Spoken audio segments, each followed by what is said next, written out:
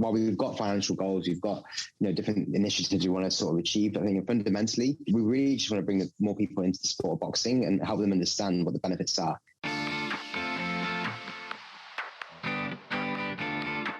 Hello, and welcome to this episode of Shopify Masters, the weekly podcast powered by Shopify, your companion for starting and building a business. I'm your host, Felix Tia. My guest today is Ben Amanna, the founder of Boxraw. His story begins when he was a kid. Ben was bullied growing up, so when he turned 12, he took up boxing to fight back.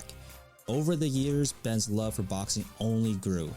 But while he was training, he saw a big gap in the boxing apparel space. That realization inspired Ben to launch Boxraw, a boxing clothing and accessories brand.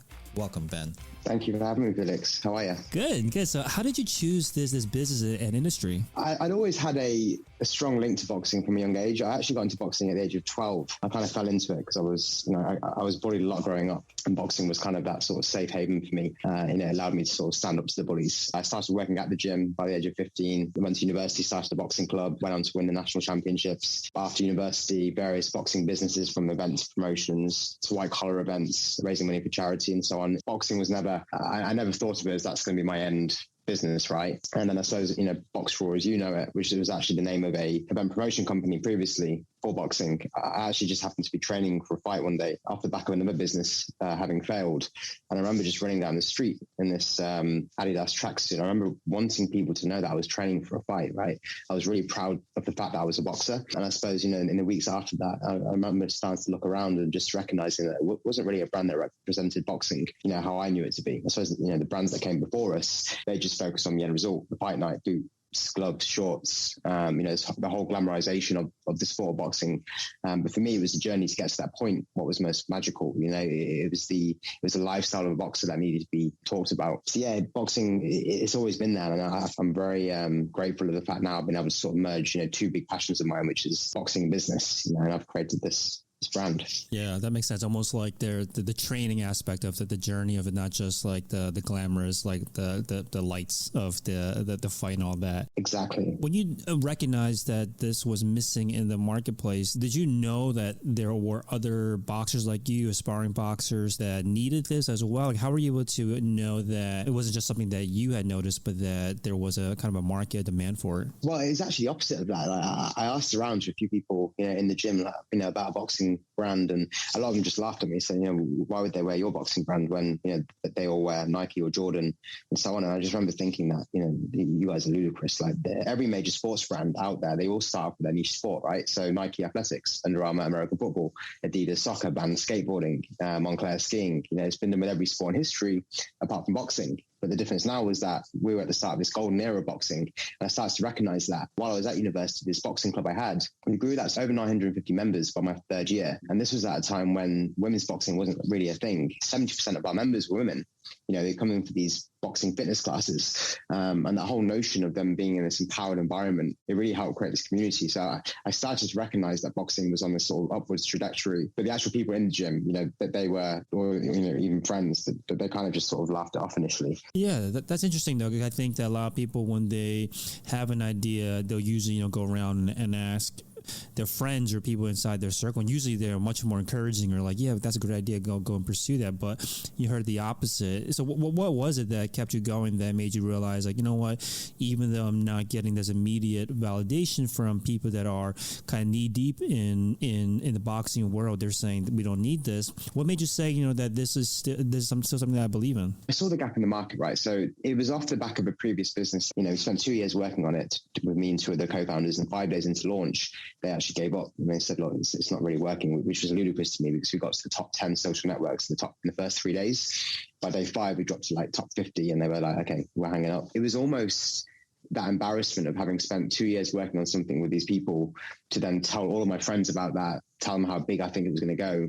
And by this point, right, I was thinking big scale, right? I was thinking like $1 billion, brand, the reality of that then being taken away from me, I was like, okay, right, I'm still thinking big. And I think it was almost that ego of not wanting to be seen to have just failed and stopped. that kept me going in the initial instance. But I think, past that point, it was just that recognition and, understanding of, the journey of other brands and seeing where boxing had taken them. I think also just that confidence of what I understood about the sport, right? Because boxing, it really changed my life from a young age, right? As I said, I got into the sport because I was bullied a lot. Parents came from India. They were Christian missionaries. We grew up in an all-white Roman Catholic school and neighborhood. And, so I was very much the outsider in that. But the boxing gym was the one place that, never judged me. And there were so many components to the sport that, really shaped me, throughout school. I was a little... I was a little rascal in school. I got suspended a lot, but boxing always kept me on that straight and narrow. So I think it was just that personal belief of what boxing could do, for the world that kept me going in the initial instance. And, I was never one to try and follow the crowd. I was always, if I spotted an opportunity, I went for it. I think almost the fact when people say, I don't know if that could work, that was almost the motivation in the early days to try and prove them wrong. Yeah, that's interesting. I feel like that's a pretty common entrepreneurial trait where you're going into this knowing that even though the odds are against you, you just know within yourself that you can kind of ignore this and kind of keep moving forward. Was there a certain point though where you weren't swimming upstream so much and it just felt like things were kind of humming along better, like validation coming in, and that your vision that you had in your mind started to kind of play out and to kind of counter some of that early, negative feedback that you were getting? I never let any of that get to me. Box was, substantially grown since when I first started 5 years ago. But I'm still so far away from where I want to be. So it's like the levels keep increasing. Where as I look back, I can look at certain moments and think, wow, okay, we've come far. But I don't think there's ever been a point whereby I've been like, okay, right, we're starting to get traction. Because it's been steady growth, albeit, slow growth in the very early days. But we've had that sort of anywhere between sort of annualized around 300% growth year on year. It's been a constant struggle, if that makes sense. So every time we elevate, I'm still trying to push to that next point. So I don't think there's been that moment where I've been like, okay, we've made it now, or okay, we're now a recognized brand. I'd probably say more so this year. This year, they're starting to come around where people are, I'm seeing more people in the streets wear it. People coming up to me saying, oh yeah, I've seen this person wearing it. Friends are sending me pictures of people in random countries wearing it. So I think probably now I'm a bit more aware of it, but still, the levels increase now. Okay. It's like, what's next? Yeah, that makes sense. Let's talk about the division then that you have now. Like you mentioned that once you reach this, you're going to keep on kind of moving the goalpost and stretching yourself from there. But the goal that you have today, like what does that look like? If you reached your current goal, like what does the company look like? What does the world look like when they think about boxing? Can you tell us more about that? Yeah. So the vision is to be the reason why the world got into boxing, right? We're trying to shift that narrative away from boxing being viewed as this elite sport that only a few can partake in, at a competitive level, and instead show that anybody, age, gender, socio-demographic group, they can take up the sport and have it change their life, right? I think, when we look through history again at the big brands that are out there, they've been the catalyst for a sport being adopted on a mass market scale, right? You look back to 60, 65 years ago, that the notion of running in the street was unheard of, right? The only people that did that were sort of Olympians, track athletes, people that took part in tournaments. So Nike came along, and popularized the notion of running as a leisure activity, and sort of minor sports. You look, conversely, 30 years ago, the notion of doing yoga was unheard of. The people that did that were yogis in India, right? And then Lulu came along, and then they popularized it, and they made it part of culture. And I think, it's brands really that sort of responsible for the mass market adoption of a sport. So that's really what I feel my purpose to be, right? While we've got financial goals, we've got different initiatives we want to sort of achieve, I think fundamentally we really just want to bring more people into the sport of boxing and help them understand what the benefits are, and that's what we're about. So it's that vision of trying to create a legacy brand that can go up there and compete with the big boys, right? We're not doing this to be this small boutique boxing clothing brand, and I think longer term, as we start to scale up, it will be shifting that narrative away from just the physicality of the sport and more around the mindset, in that in every mind is a fighter. And I think at that point, that's when we start to go a lot more mass market. But for now, it's very much just to own and monopolize that boxing niche, and that's through the products we create, the stories we tell, the charity endeavors that we have, the charity, the technology that we create. And it's just, it's all focused around how do we bring the world into boxing. And, I preach all the time to the team that, if we were able to bring the world into boxing, the market will reward us at some point, right? Not everything has to have, a dollar, CTA attached to it. It can just be about telling a story, making someone think a little bit differently about the sport and having them take it up. You mentioned that there's this big goal, but right now kind of where you're at is like there's like little milestones on the way up to the big goal of changing the way the world sees boxing. And you mentioned that the goal right now is just to kind of dominate the niche of people that are already aware of boxing, that are already, watching boxing, already participating, that are going to boxing gyms. So what does that mean, like tactically? What kind of efforts do you put in place to try to kind of dominate that niche? For us to own the boxing market, right, is we can then break that down into, and it's one of the goals for this year, right? First, understand, what is the addressable boxing market in the UK and the US. But from there, it's then a case of, right, every single boxing gym, we want to have a presence there, right? Whether it be the clothing that people are wearing in that gym, the coaches, what they're wearing, what's in the ring, the bags, the equipment, so it's understanding that consumer profile of a boxer and trying to make sure that 50% of what they do within a boxing gym or in a boxing environment, we own. So obviously everything always starts with products, and we're big on innovation. I think we filed for 16 patents in the last 2 years. So we're very much playing a long game. And, actually just yesterday, a skipping rope launched that we've been working on for 4 years, and it's just about, we're not just here to exist in this market. We're really here to try and innovate, shape, and create this new ideal of what we think boxing should be. But I suppose, it always comes back to that consumer profile. Like how do we tap onto whatever they're doing in the environment that we're trying to serve?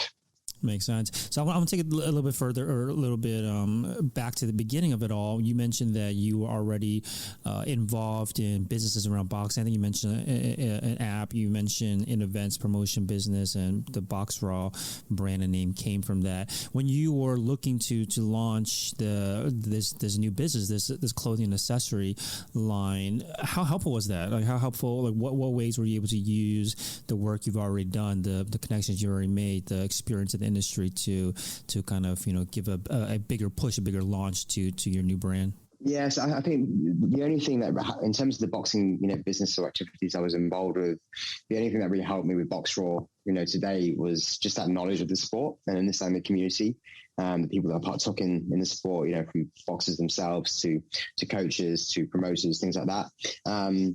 But aside from that, it wasn't a lot. Like I think launching an e-commerce brand is a completely different kettle of fish. I think the biggest thing from the big business that was able to fund Boxraw was a car sales business that I set up, straight after uni. And that was actually still running for about a year and a half into while Boxraw had launched. And that was funding, Boxraw to stay alive essentially. But there wasn't I think from the car sales side, it was the relationships, having to deal with customers, very stressful circumstances sometimes. And that really helped me deal with stress when it came to Boxraw. But aside from that, there wasn't, at least to my knowledge, too much transferable skills. I think what really helped in the early days was actually the Shopify blogs. Like I was waking up at 4 a.m. every morning while working the car sales business, and I would read every Shopify blog that I could read, right? Inside out, I knew that whole blog platform, right? And the blog's probably much bigger than what it was back then, but it got to a point where I read every single blog twice over because I was just trying to consume. So I'd read the blogs, I'd go to work, I'd be selling cars, changing oil filters, packing orders by the evening, reading more blogs, and just consuming knowledge, right? Because I had no experience in this type of business, and I was very much one man band in all the previous businesses. So when it came to the later point, when we first started to hire, like I think maybe 2 years in was our first hire, then it became a point of, okay, let me try and read about how to manage, better. It was all very much, off the cuff and just, failing and learning and, figuring out as I went along. Yeah, I feel like that's like a very common story that people can relate to, where they are working some other job, in your case, car sales, maybe someone's working in an office or something or some other job, and they're spending their downtime or anytime they can just to learn about business and learn about e-commerce, and also using those funds to fund their kind of project on the side at the time. So as you're going through this, tell us more about like how you're able to kind of balance this in a way where you're constantly moving forward. I think an issue that some people might run into is that they have a day job, regular job, and they're consuming this, but it's just hard for them to kind of switch gears to translate that into execution. So tell us more about how you take the knowledge that you're gaining and actually put it into action. Yeah, I think I was hungry, right? I was really hungry to make this business succeed. And it took me well, initially when the idea of Boxraw first came to my head, Boxraw as you know it, I gave myself a 3-month timeline to launch the brand. Like, I was so delusional in how long it would take to actually set this up. So I think it was just that naivety and not being too scared to fail, but at the same time so driven to try and make it work, that I never really considered about, okay, how am I going to make this work by working in the daytime. It was just I was using the time that I had, and I think in the early days I was probably sleeping like anywhere between 3 to sort of 5 hours a night. It was relentless. So I was just so driven. I was just thinking, like, I don't want to have to go back to working in a business whereby I've got co-founders, I've got other people that are responsible for my future. So I just saw this as my opportunity. I've seen it at the brands, that started to blow up, relatively new brands. And I was like, okay, it can be done. So I suppose it was just that drive that really kept me going. But there was never really a moment where I was thinking, okay, how do I manage this and so on? I just knew it would take as long as it would take to launch. And I always just came back to that vision, the ideal of where I was trying to get to. Yeah. Now that you look back on it, and because a business is very resource demanding, consuming, whether that means your time or money if you're spending it on inventory or advertising and whatnot, early on, what do you think were the best uses of your resources, best uses of your time? Like, what were you doing that now you're looking back, like, yeah, that was a great bang for my buck in terms of how much time I spent on it and how much money I spent on it? And also, conversely, what were some things that you look back like, you know what, if I could warn entrepreneurs about this pitfall that's just a waste of time, waste of money, I would like to warn them about. Give us a kind of the good and the bad of like how you used your time and money. Yes, I think a good way that I used my money was in the early days, especially, was not having to hire anybody, because I was able to do everything myself, right? And this, I always come back when people ask me about advice about, wanting to start a business, I'm like, just jump on Shopify's blogs and, try and learn everything there. So that really meant that I didn't have to hire anybody. So I was able to do the website, the picking and packing, the social media, the email marketing, customer service. And, if you can't find it on Shopify, you can find it on Google, right? So in the early days, that's, my resources, I was very lean. So any of the money that I spent was either on products, which I made a hell of a lot of mistakes on. So I was just so fussy. And we actually got fired by, I think, 2 suppliers, before launch. So I was just picking up on every minor detail, and they didn't like it. They said it wasn't possible for them to make something so perfect in bulk production. But I think at a later point that almost became to my own detriment, in the fact that I was so heavily involved in every single department. It then became very hard for me to then let go of certain areas, because I didn't trust people to do it to the same standard that I was doing it. But in the early stages, I'd say the best money that I spent was obviously on the products and then on the online marketing. Now, that being said, online marketing has changed significantly to when I first started 5 years ago, in that you don't get a lot of bang for buck. Before, you could spend £5 and reach hundreds of thousands of people, on Instagram and Facebook. Now, you spend £5, you'd be lucky to reach about 10, So I think the world and dynamic of how people are communicated to and marketed to has changed a lot right now. So I would say, the best use of resources, first of all, will be products, right? The product needs to be great. And then the next use of resources will be, creating a content funnel, right? Because we're content driven. I think the world nowadays, especially if you're trying to go into e-commerce, it's all content driven. So it's trying to carve out, first of all, what's your niche? What's your why? Who is it you're trying to serve? And understanding that, and then serving them with content that actually makes sense. So that's why in the early days, we had I think maybe 1 year before we launched, and we had an Instagram page that I was building a community around. Now, nobody knew that we were a clothing brand. Everyone just knew it was Boxraw coming soon. And what we did, we just posted content that the community could relate to, so we were sparking conversations. And I was very much a pirate, right? I had probably 10 burner accounts on Instagram, right? And what I would do is I'd comment on my own Instagram page, from this fake account.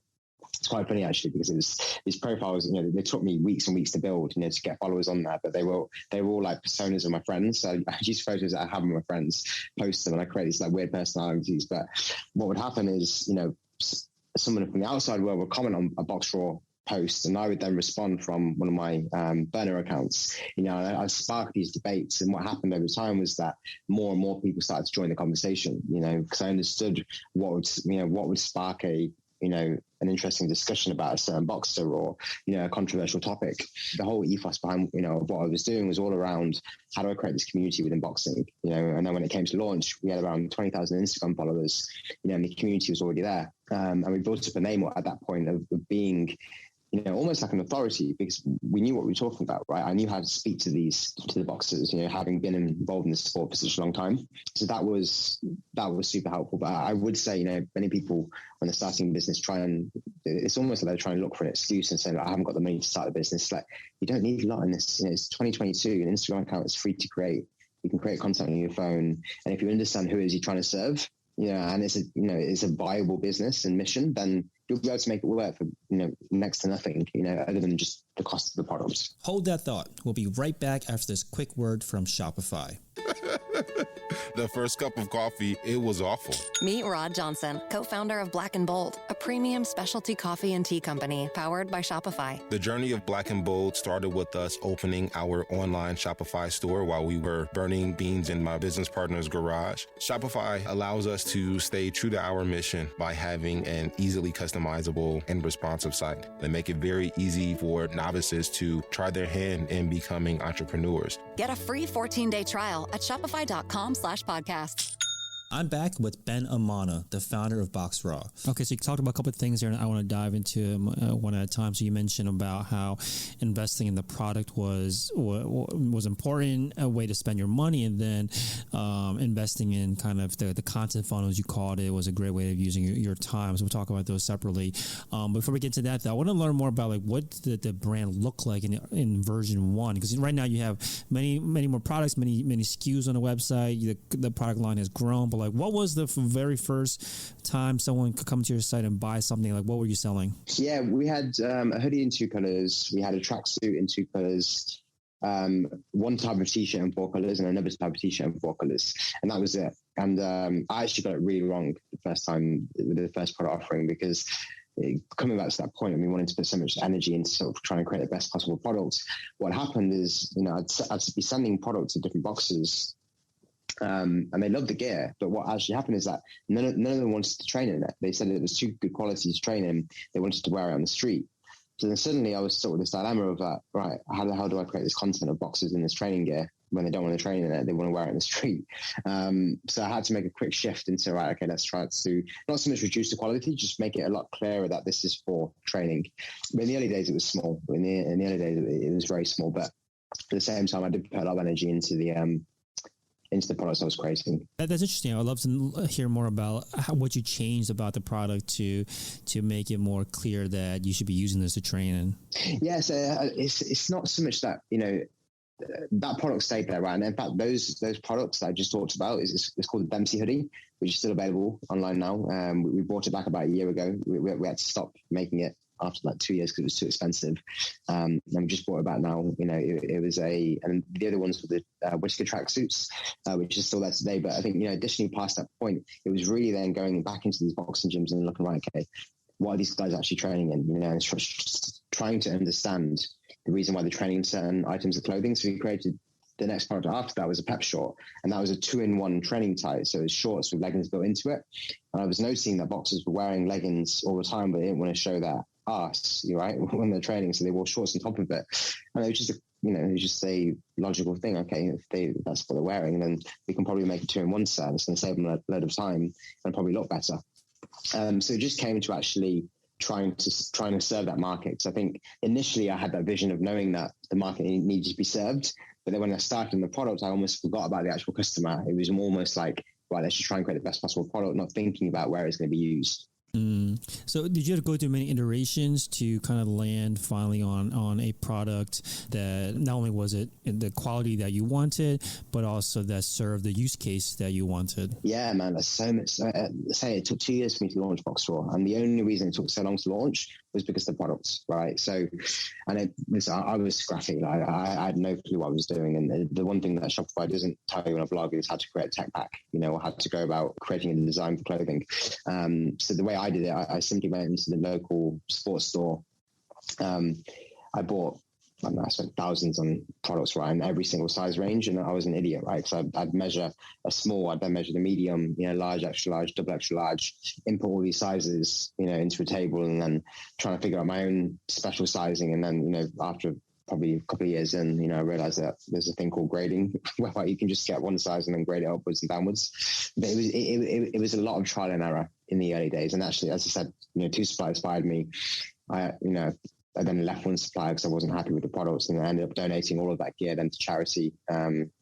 Actually, all got shipped to Ghana at the time. So I was just very fussy about it. And what would happen is the development process would take so long, in that by the time we got the final sample, fashion had almost changed. And my ideas of thinking had changed because I'd also developed as a designer, if you like. So it was messy, and it was a hard pill to swallow in the initial instances, because even with this Instagram page, when I first launched it, the coming soon website would say we're launching in a month, and that got pushed back. So it was it was a mess, man. But I think what did help me in the early days, actually, and what I started to recognize after speaking to a few suppliers, is that they judge you based on where you're coming from, right? So they're going to do their research on who they're speaking to. So what I did with this coming soon page, I then created loads of alias email accounts. So I'd be emailing different suppliers from different aliases, like product director and so on, saying, look, we're rebranding the company, we're the biggest brand in boxing, but the website's down at the moment. We're doing a completely new relaunch, and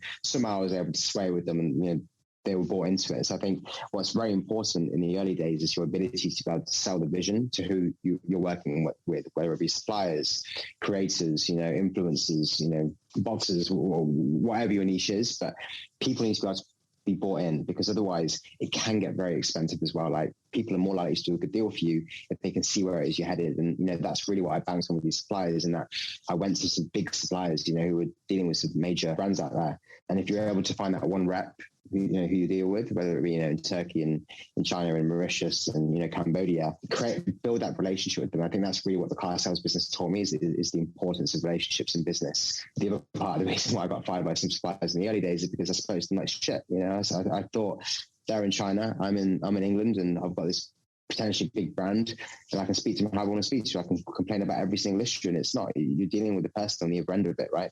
Business is not business. Business is formed on relationships. So, that was a big mistake I made in the early days.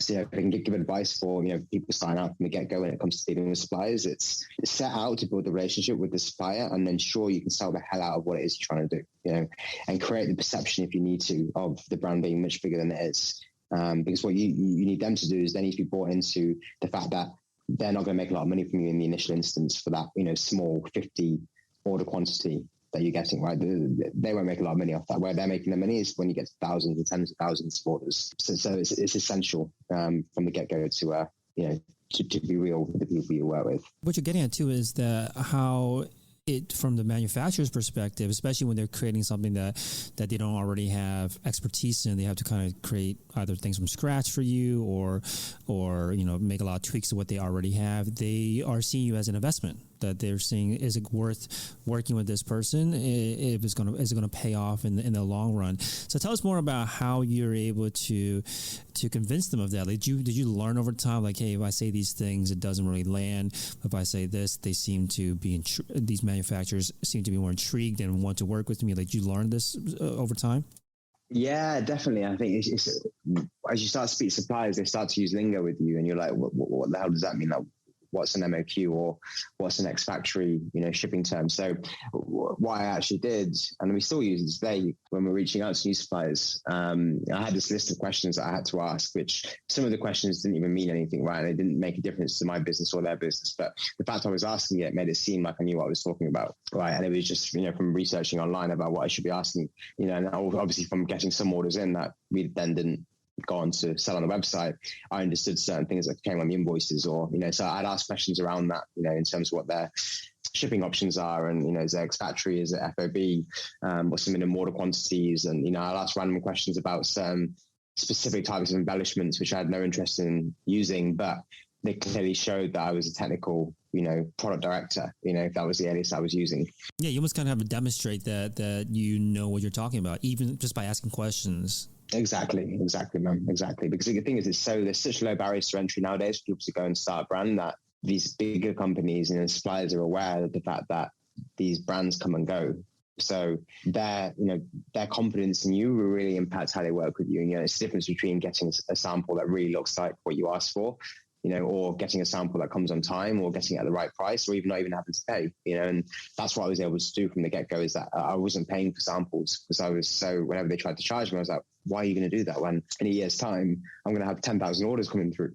And they were bought into it. So I would love to learn more about, so once you've had these, 2 years of iterations and going through samples, and finally you're ready to place that first production run. Do you remember how expensive that was? Probably less than £10,000. And you said you already had like Instagram or social media following at this time to launch to the 10,000 pounds worth of inventory too. Yeah. We had Instagram, but it didn't do anything, man. Like I remember when I was testing up Thieves before, I noticed that if the sale comes through, your mobile has a notification, ka-ching. In the months leading up to launch, I had these grand visions of, the moment that we launched at 7 a.m. on a Monday, we were going to, my phone was me pinging, ka-ching, ka-ching, ka-ching, and I launched, and it took about maybe an hour the first sales come through. And then even then, it was from someone on commentary that I knew. So then I was even more disheartened because no one was really buying it. The reality is it took about, I don't know, maybe a year and a half for us to really start to get consistent sales. And, it was at that point.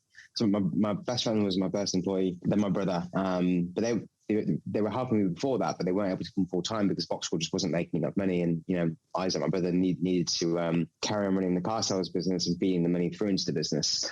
So it was a long slug, man. And there were definitely moments where I was doubting almost whether or not this was viable because, part of the reason probably why a lot of my friends before were saying, is anyone going to wear it is because, the car sales business was making a lot of money, right? And that it was a successful business. This was like a family business or what was it? No. It's something I started straight after uni. Oh, okay. My dad was a mechanic. So I started working for him at the age of 12. And then, every summer holiday, Christmas, every weekend, I was working for him. And then while I was at uni, in my third year, there was one of the students, his car broke down and he couldn't afford the repairs. So I repaired it. I bought it off him, repaired it and sold it. And then I was like, okay, this is a niche here. So actually, after university, I went back to college to do a MBQ, which is like a qualification basically in vehicle repair. So my car sales business was, the niche was buying cars that have been in accidents, repairing them and then selling them. And by the second year, I actually grew it to, as a one-man band, I hit $1.2 million in sales in the second year. So you can imagine from the outside perspective looking in, friends thinking, okay, why is he going to, he's tried all these other businesses. Because if I told you every business I tried, you think law of averages, Boxraw has to work now, right? So from that perspective, they're like, Ben keeps trying all these different businesses, but it's like he's forgetting the fact that this car sales business has got legs and is making some serious cash for him. Yeah. So how do you reconcile that? I think it's like it's a situation that a lot of people are in, right, where they don't have like $1 million business that they're diverting their focus from, but maybe they have a good paying job but they have a passion like you do with boxing and Boxraw that maybe even has a higher ceiling, bigger opportunities ahead of it, but just not realized yet. How did you? And that sounds like a very difficult situation. It's almost like you got two great things that you could choose from, but how did you make the decision? I think it was just recognizing that there was a ceiling on the car sales business, right? That was one of the easy ones. I think, probably the easiest thing was just I just didn't enjoy it, right? I was very good at it. I was very good at understanding what the market was looking for in terms of cars, buying them at a low price, getting them repaired for a low price and then selling them. But it also it turned me into someone that I didn't like, right? It got to the point where I became that good at sales that, a customer would come in, to buy a people carrier, like a big SUV that they can fit the whole family in, and they'd leave purchasing a hatchback from me, and deep down I knew that this was the wrong car for them, but, I became that good at sales that I was able to convince them that this would actually work.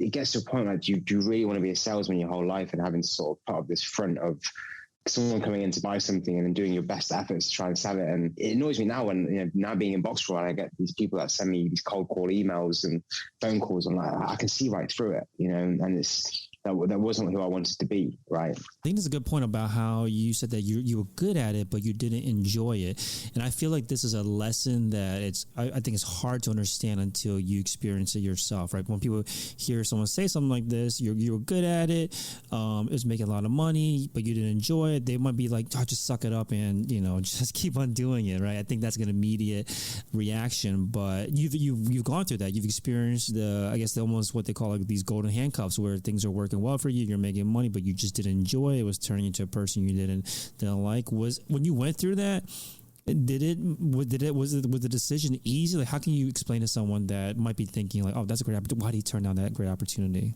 Yeah, just in terms of the actual story of it, right? So the car sales business was doing well. Then the car sales business was always running from the age of 21 up until when I was, 2 years into Boxraw. I can't think how old I would have been, 27 maybe. So that was what was running in the background, right? And then I tried my hand at different businesses, and it was the actual mobile phone app that really got me thinking bigger and sort of thinking about, mass market scale brands, and that notion of being able to impact the world versus just being able to impact, a country by selling some cars.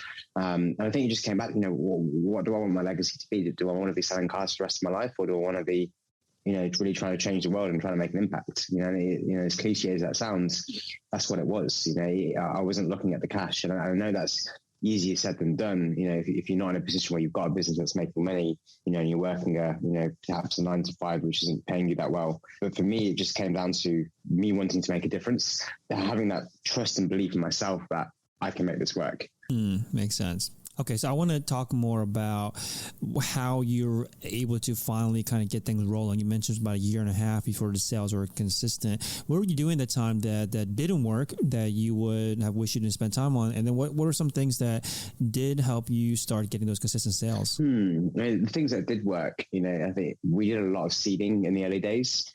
So we would simply just send packages out to boxing gyms, to boxers, coaches. And then still to this day, we actually don't pay a penny to any influencer, any boxer, any celebrity, and we've got some of the biggest athletes, boxers, rappers, actors, wearing the brand in the world, and it's just because of authentic either seeding or because they're customers of the brand. I never wanted it to be a brand that, was all about influence and, hype and so on. So for me in the early days, it was about staying true to our core. But I think furthermore to that, it was about we had quality products, and still to this day, we get people that say, your product is the best out there. And it's, I'm not just saying that. If anyone's listening in their own Boxraw, I hope they can agree that we put a lot of time and energy into what we create. Every fabric is custom developed, every product has a story. Yeah, I think that they're just built for purpose. So I think it was probably something I read off a Shopify blog, and that your customer is your best marketing tool. And that just really stuck with me. It's like, okay, if my customer is the best marketing tool, how do I provide the best experience for them? So in the early days, we used to have these thank you cards and used to handwrite the customer's name on them, on each card. And it was that sort of personal touch that customers were like, oh, wow, they really care, the customer service, and we still to this day probably overinvest in our customer service team. Because we just want to create the best possible experience. And that's always just sort of stuck with me, that our customer is our best marketing tool. So how do we provide the best experience for them? So it sounded like there are a couple of things on the way. So the seeding, which I'm assuming you're like sending clothing, like packages to gyms to get people to give it a shot. And if the product is great, they might, come to your website and buy something else on their own. And if they like it, they might buy some more and more and spread it through word of mouth because the product is so great. So I can imagine that in the beginning of doing all of this, it probably took a while for that to start like turning into a flywheel where it's actually working. Did it feel like, oh man, we're spending a lot of money on inventory that we're sending out and nothing's happening yet? Was it like that, or did you see immediate impact from doing it? No, it took a long time, but I think, from my perspective, it's probably just because I was so tight, with different businesses I had previously. I would much prefer to have the money invested in product and then gifted to somebody who's going to hopefully be seen wearing it, knowing that they're enjoying it. And, the logic was that it would create this network effect, albeit it took a lot longer to create that network effect and really start to sort of catch on. But yeah, again, I just have strong belief in the products. And I didn't want to have to pay someone to do a photo shoot or, to post on it on Instagram. I prefer for it to be organic from the get-go. And I predicted what would happen, in the early days, when I saw a lot of these brands jumping on this influencer wagon, and I could see these influencers then jumping to the next brand.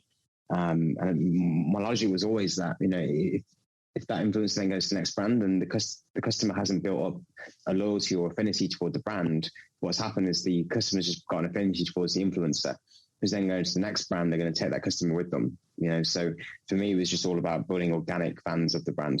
That makes sense. And speaking of influencers, you told a story about a potential or a setback / potential setback with a collaboration with a big influencer, which I'm sure you won't share their name, but tell us more about what went wrong. Yeah, so this was a very famous boxer. He was a world champion. If you do enough thinking, you'll probably figure out who it was. And a really good relationship with him, actually. I was his commercial director, so I went all around the world with him to try and sort out sponsorship deals and so on. And we also had a collaboration with him on a 50-50 profit split, so we've always been very firm that we don't pay for your influence, but if we have a collaboration with you, we will split the money down the middle. So we had that going on, and the contract was coming to an end, and we started to talk about the next year's collaboration, how it would look. So, I bought around $1.2 million cost price worth of gear, to land in the warehouse in January. January came, and what happened is the manager then came to me and said, look, the contract's run out, and if you don't give us 50% of the company, then we're not going to re-sign the contract and you're going to be stuck with the gear, So it was an interesting dilemma because, I knew that was a lot of money to us at that time. With him not promoting it, how the hell were we going to be able to sell the gear? But actually what it taught us, well, first of all, I obviously didn't do the deal. I told them to go screw themselves, and I went on my way. But fortunately, one of my best friends from uni, he's a lawyer, he wrote the contracts, and we had this 1 year sell-off period which allowed us to still sell the gear, in the event we were left with any gear. So that covered us. And essentially what we had to do, and this is where the team really sort of stepped up, we just had to become very resourceful with what we had. So it got to the point whereby we had all these photos of the said, boxer in the gear, and we'd basically be photoshopping him in different places. So we'd have him in the outfit, and we'd change the colors of them because the new colors had dropped, or we'd change the background of the environment he was in. And we basically used that for a year to, try and get rid of the products. And, thank God by the end of the year, we actually shipped all the products, albeit some of that some discounts, but we were able to get rid of it. But it broke my heart, because I really consider this guy my friend and almost like family. I'd been around his house, I'd spent time with his family, and it was really a tough pill to swallow. But, I think it toughened me up a hell of a lot. First of all, understanding that, business is business and not to take things personally, and, how to deal with crisis, because for probably 2 years before that, I'd really been promoting him a lot, through our page. And, I was seeing with him a lot. I'd be going to boxing events, and I was known as this boxer's guy, right? But yeah, it was the best thing to ever happen to us, because off the back of that, we then got another collaboration with someone who was his rival. It all worked out. Yeah, that's a great story of how you're able to kind of turn it around and take a really big lesson out of it. And some other thing you mentioned to us about lessons you've learned too is around leadership, and how you had a different kind of mindset or mentality around it to start, but I've changed since then. Tell us more about your kind of transformation when it came to that concept or idea of leadership. Yes, I think in the early days, the big distinction between a startup and sort of a scale up is that, in a startup, you don't need someone who's got loads of experience, right? What you need is hustlers. And that's exactly what I hired, right? My best friend's a hustler, my brother's a hustler.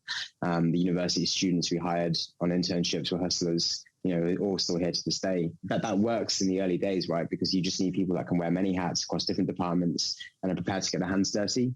But later on, and this is something that I really learned last year, in that I was trying to keep that mentality of thinking that anyone can learn a job. And it was almost like me projecting how I am onto other people, and that, right, okay, you haven't got the experience, but right, take this project and run with it, but the reality is now, the size the company's at, we can't afford for people to just be learning on the job. And don't get me wrong, people are always learning on the job, but we actually need specialists. So that was a big shift that had to change, towards the sort of mid last year. I started bringing people with actual experience versus people that just wanted to, hustle and grind their way to the top. In terms of, what I learned from leadership is that, in the early days, those people work great. Where we're at right now we're at the point where we really need specialists now, versus people that are just jack of all trades, but master of none. Is that easy to pick up on during the kind of interviewing, the hiring process, to now make this shift from looking for hustlers, people that are just ready and willing to learn and be kind of a generalist,